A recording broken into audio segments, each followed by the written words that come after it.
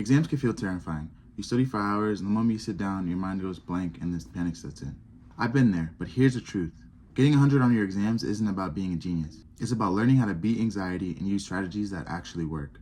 In this video, I'm going to share the exact tips I use to overcome stress and consistently score at the top of my class. And if I can do it, so can you. And to prove this technique works, my name is Nalzef Ned. I'm a current student at NAA New England. Before I started school, I was a farmer for 4 to 5 years, and I had absolutely zero mechanical knowledge coming into school. Just recently, I just earned my 20th 100 in school, and I've been able to keep my GPA over 99% my entire time in school. So if I can do it, so can you.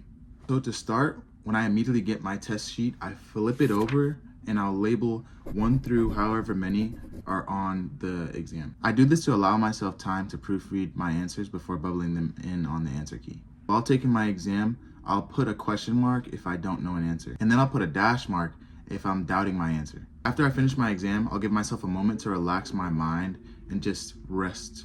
Then after I take that moment, I'll do my exam again backwards, and I'll look at my answers to make sure they match the answers that I wrote on the back of the answer key. Once I go over the exam again, I'll put a check mark to make sure I 100% believe that answer is correct, and then I'll go over the ones that have question marks. At the top right, before I begin my exam, I'll write a checklist. And this checklist could be anything you want, but mine say these 5 things. 1, did I double read every question? 2, did I double read every answer? 3, did I pick the most correct answer? 4, are there any questions related to each other? And 5, are there any trick questions? I created these 5 checklist questions based on my past mistakes on exams, but to summarize why I have them, for 1 and 2, basically sometimes we read things and we fill in the blank and we don't fully read what exactly the question or answer may be. So I kind of have that backup check to make sure I'm taking a moment to read every single question and answer, just so I'm not filling in anything and accidentally getting something wrong that I definitely know the answer to. For number 3, in aviation, sometimes our exams have questions that have multiple correct answers. I've heard this throughout school. For these specifically, you want to pick the answer that is the first right answer or the more correct answer that leads to the other answers. For number 4, I have this because sometimes if you don't know an answer, there might be another question on the quiz that gives you the answer to the question you don't know. So I think it's just good to use your resource of your exam. There are a lot of questions that are similar, and if you know one, it might help you figure out the other one. So you should always just look at the different questions on the exam to see if you can figure out answers to that. Number 5, sometimes there are trick questions, and they might be similar to what something you know, or they might be worded a little different. They might use weasel wording. Sometimes there might be a true or false, and they'll put the false as A instead of B, and that'll trick people up sometimes. So yeah, the trick question I think is very helpful. Another huge thing I pride myself in when I take exams is using all of your allowable time for your exam. There's absolutely no shame in taking a long time to finish an exam. It's your exam, this is your education. Take your time on your exam. I'm usually the second to last, if not the last person that leaves for exams, and I have one of the highest scores in my class. There's only one exam that I didn't use this strategy for, and it absolutely showed.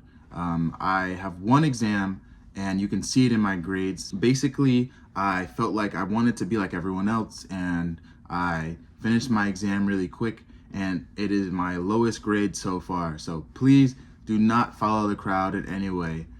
Do what is best for you. The time is yours, so you should use it. And if you feel like you're overthinking anything, use that space on the back of the answer key to write anything you need to write out. I've used that time to figure out answers just by doodling, and I'll doodle out things that I know that are related to each other, and then it'll eventually find the answer. And yeah, you use that space. It's your space. Do whatever you can to figure out the answer. You definitely don't have to stay all of the allowable time, but you should at least give yourself time to check your answers. There was someone in my class who robbed themselves of getting a perfect score because they didn't proofread their work. And it was a true or false question that they knew the answer to, but they picked C. True or false is A or B, and they picked C because they didn't check their work.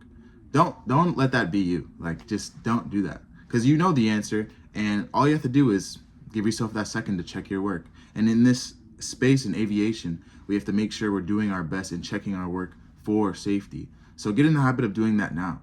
My last piece of advice is to learn what kind of exam taker you are. Like watching this video, watch other videos on YouTube to learn what skills and strategies you could use that'll make you more confident as exam takers. We're all different people, and what helps me might not help you, what helps you might not help me. So just circle around YouTube and figure out what you can do to help yourself, because that's exactly what I did, and it's helped my confidence so much. I hope this was helpful. Happy studying.